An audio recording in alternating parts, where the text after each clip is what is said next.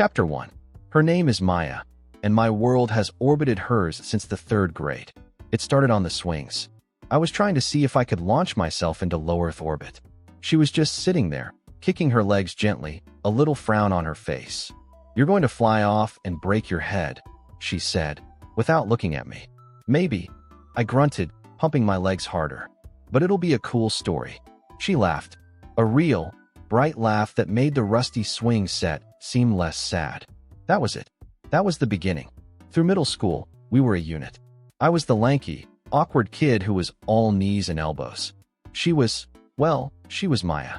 Fierce, funny, and with a glare that could stop a charging rhino. I saw it in action once. Some 8th grader, Chad or something equally generic, knocked my books out of my hands. Before I could even react, Maya was there. She didn't say a word. She just stood in front of him and stared. I've never seen a guy built like a refrigerator shrink so fast. He mumbled an apology and practically ran away. She just picked up my books, handed them to me, and said, "Come on, we'll be late for science." My hero. Of course, she wasn't always my hero. Sometimes, she was my saboteur. Like in 9th grade, with Sarah Jenkins. Sarah was cute. She laughed at my dumb jokes, and I was 99% sure she liked me. I was about to confirm that 99% at lunch. Then Maya, with the grace of a rogue tornado, tripped. Her entire tray of orange juice went flying. Direct hit on Sarah's white shirt. Sarah shrieked. Maya gave a comically over-the-top apology. My window of opportunity slammed shut and was bolted. In high school, it was just an accepted fact. If you saw me, Maya was probably within a 10-foot radius. We shared lunches, passed notes, and suffered through calculus together. She became my person, the one I'd text at 2 a.m. with a stupid thought, the one who knew I hated pickles more than anything in the world. And she continued her campaign of subtle sabotage. A death glare at a girl in chemistry who smiled at me for a second too long. A faked, sudden, and dramatic emergency call that pulled me away from asking Emily to the winter dance. I never thought much of it. It was just Maya being Maya. Protective. A little weird. It was junior year when my friends, Mark and Dave, cornered me by the lockers. "Dude," Mark started, "you and Maya, what's the deal?" I shrugged, confused. "What do you mean? We're best friends." "Best friends?" Dave snorted. "You're attached at the hip. You're not fooling anyone. You're totally into her." I laughed. I actually laughed out loud. The idea was just absurd. "Maya? No way. Dude, she's like my sister." I said it so easily, so dismissively. The words hung in the air for a second, and then we moved on, talking about video games or something equally important. I never saw her. She was just around the corner, heading our way. She heard every word. The next day, for the first time since 3rd grade, she didn't wait for me after school. Chapter 2. That distance became a canyon. Senior year was a ghost of what our friendship used to be. We still talked, still sat together at lunch. But the easy laughter was gone. The late-night text stopped. It felt like I was talking to a polite, friendly stranger who just happened to look like my best friend. I tried asking what was wrong a dozen times. "I'm fine, just stressed about finals." "Everything's good, just tired." Excuses. All of them. I felt a cold knot in my stomach that entire year, a feeling of loss I couldn't name. Our high school graduation was the final nail in the coffin. I found her after the ceremony, a sea of blue gowns and proud parents. I went in for one of our classic, bone-crushing hugs. Instead, I got a quick, stiff embrace. She patted my back twice and pulled away, a tight smile on her face. "Congrats, Leo," she said, and her eyes were already scanning the crowd for her family. It was the kind of hug you give a distant relative. Polite. Empty. We both ended up at the local university. I told myself it would be a fresh start for us. We'd be away from the high school drama, the old routines. But we just fell into new, emptier routines. We'd grab coffee between classes, study together in the library in near total silence. We were friends out of habit, clinging to a memory. The spark, the thing that made us, Leo and Maya, was gone. And I was too much of a coward to demand to know where it went. Then came the first big party of sophomore year. It was at some off-campus house, loud and sweaty, the air thick with the smell of cheap beer. I saw her across the room, and my stomach dropped. She was downing a shot with a group of people I didn't recognize, laughing a little too loudly. Maya was never a big drinker. I watched her for a while, a new kind of worry creeping in. An hour later, I found her outside on the porch, swaying slightly in the cool night air. "Maya," I said softly. She turned, and her eyes, usually so bright and sharp, were unfocused and glassy.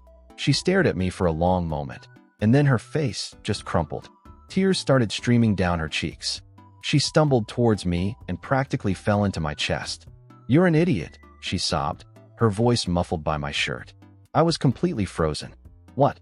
What are you talking about?" She looked up at me, her face flushed with alcohol and anger and a deep, aching sadness. "I loved you," she slurred, the past tense hitting me like a punch. "I've always loved you. My brain just stopped working."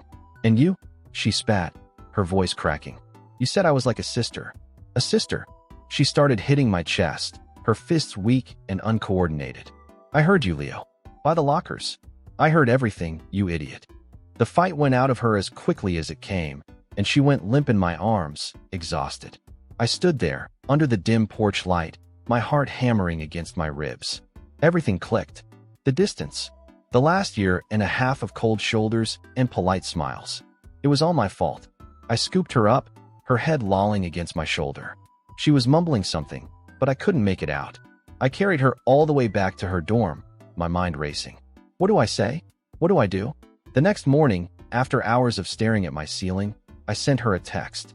"Are you okay?" For hours passed. My phone buzzed. It was a message from Maya. "Hungover. Need greasy food. Want to grab lunch." Not a single word about the night before. She was pretending it never happened. Chapter 3. She didn't just pretend it didn't happen. She built a fortress of denial and refused all visitors. For a solid week, she was a ghost. My texts went unanswered. My calls went to voicemail. I even casually swung by her favorite coffee shop, a place she practically lived in. Nothing. When she finally re-emerged, it was like a magic trick. I saw her in the campus library, and she waved me over with a completely normal smile. "Hey, stranger," she said, as if we hadn't just had a week of radio silence. "Where have you been?" My brain short-circuited. Where have I been? "Maya, I've been trying to reach you all week." "Oh, yeah, sorry," she said, not looking up from her textbook. Super swamped with this history paper. You know how it is. I didn't know how it was. And she wasn't swamped. She was hiding. Her words from that night played on a loop in my head. "I've always loved you." It was like a switch had been flipped. I couldn't stop seeing it, feeling it. The way she used to look at me before the great wall of sister went up. The way her laugh used to be just for me. Every memory, every shared joke, every moment of her weird sabotage. It was all recontextualized. It wasn't just friendship. It wasn't just Maya being Maya. It was love. And I had been a world-class idiot. I had to talk to her. I had to get her to admit what she said was real. This began what I now refer to as the great pursuit of a conversation. Attempt number 1, the coffee ambush. I suggested we grab a coffee, just the two of us, to catch up. I emphasized the just us part. I arrived at the coffee shop to find her sitting at a table with 3 of her sorority sisters. She waved me over cheerfully. "Leo, so glad you could make it. You know Ashley, Brooke, and Madison, right?" I spent an hour listening to a conversation about formals and fraternity mixers, my plan completely decimated. She checked her watch. "Oh wow, look at the time. We've got to run. So good catching up, Leo."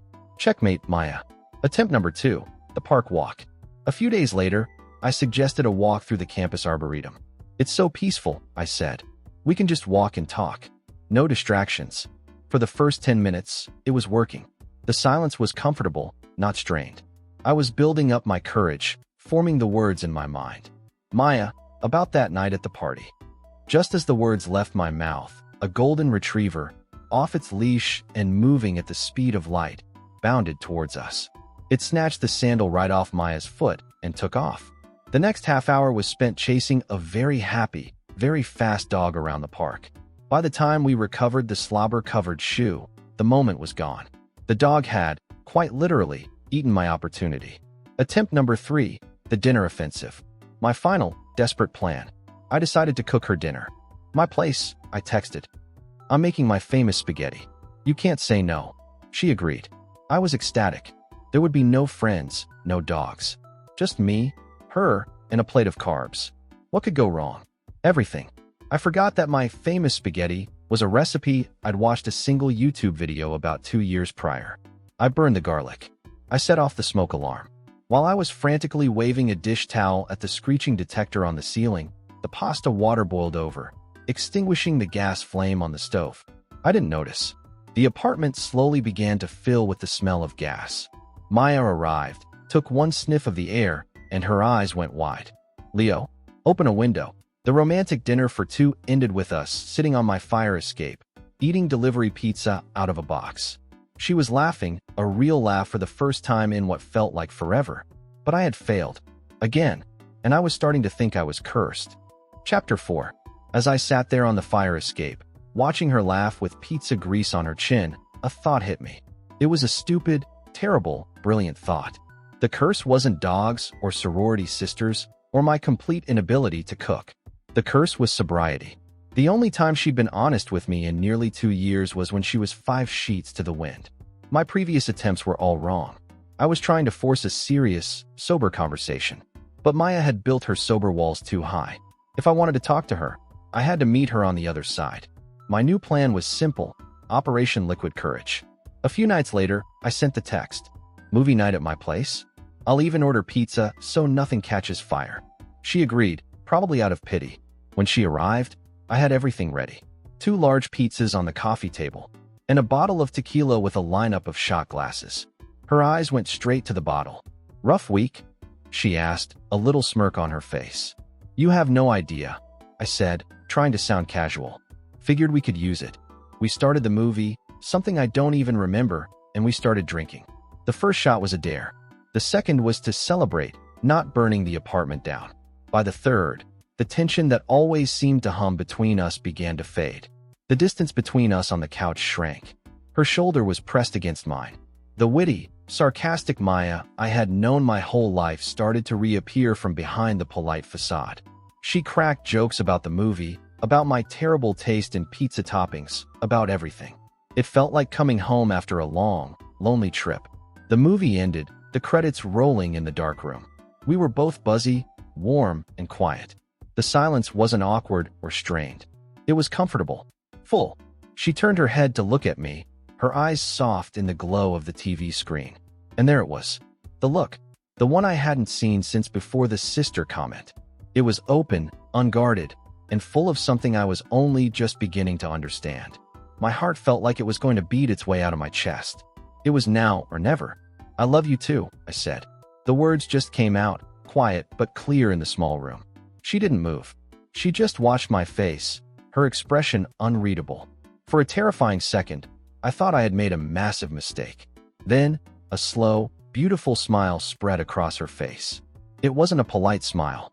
It wasn't a smirk. It was pure, unadulterated happiness. She didn't say anything back. She just held my gaze, and in that moment, I knew. She remembered everything from the party. And now she would remember this. The next day was a new level of awkward. When I met her for coffee, she wouldn't look me in the eye. She fidgeted with her cup, a faint blush on her cheeks the entire time. She wasn't distant, not like before. She was shy, flustered. It was adorable, and it was progress. So, our new, bizarre routine began. During the week, we were friends. Polite, a little shy, but the coldness was gone. Then, Friday night would come. I'd invite her over. We'd drink, and the walls would come tumbling down. We'd hold hands watching a movie. She'd rest her head on my shoulder.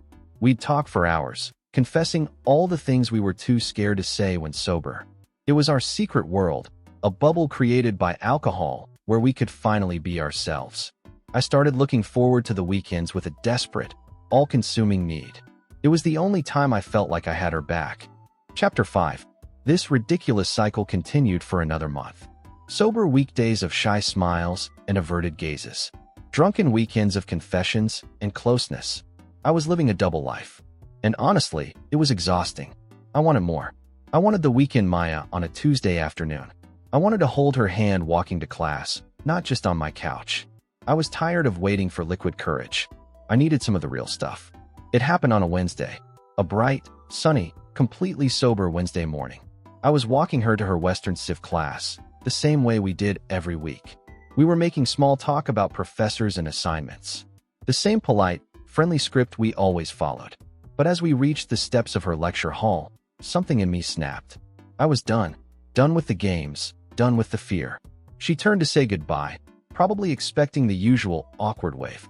Okay, well, I'll see you. I didn't let her finish. I stepped in, put my hand on her cheek, and I kissed her. It wasn't a long kiss. It wasn't dramatic. It was just a simple, firm press of my lips to hers. A statement. I pulled back, my heart pounding. Her eyes were wide with shock. Her cheeks were turning a brilliant shade of red. She didn't say a word. She just stared at me for a second, a million emotions flickering in her eyes. Then, she smiled. A small, shy, but genuine smile. She turned and walked into her class without a word. I stood there, a goofy grin spreading across my face. I had broken the curse. After that, everything changed.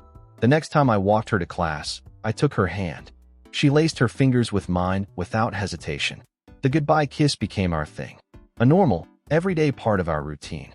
It was incredible how quickly the awkwardness vanished, replaced by a comfortable intimacy I had craved for years. Soon, movie nights weren't just for weekends. She started leaving a toothbrush at my place, then a spare hoodie. Before I knew it, she was just there. She'd be doing her homework on my floor when I got back from class. She'd fall asleep on my couch, and I'd carry her to my bed. The mornings were a mix of cute and clumsy, waking up to her hair in my face, arguing over who had to get up and make the coffee. It was domestic and real, and a million times better than our drunken nights. We were a couple. It was obvious to everyone, but we had never actually said it. We hadn't put a label on it. One night, we were lying in bed, the room dark except for the streetlights outside my window. It was quiet, that comfortable silence that had become our new normal. "Leo," she said, her voice soft. "Yeah." She rolled over to face me. "What are we?" It was the question I knew was coming, the one we had both been avoiding. Was she my friend with benefits? My girlfriend? This weird, undefined person? I looked at her, at the girl I had loved since I was a kid on a swing set. The girl I had almost lost because of one stupid, thoughtless sentence. The girl who had somehow, against all odds, found her way back to me. There was no hesitation, no doubt. I didn't even smile. I just said it like it was the most obvious fact in the world. Like telling someone the sky is blue. "You're my future wife." The silence that followed was deafening. I could see her face in the dim light, her expression unreadable. Then, she let out a little puff of air, a shaky laugh. Her whole face lit up in a blush so deep I could see it in the dark. A huge, brilliant smile spread across her face, the happiest I had ever seen her. "Okay," she whispered and snuggled up against my chest. "Okay,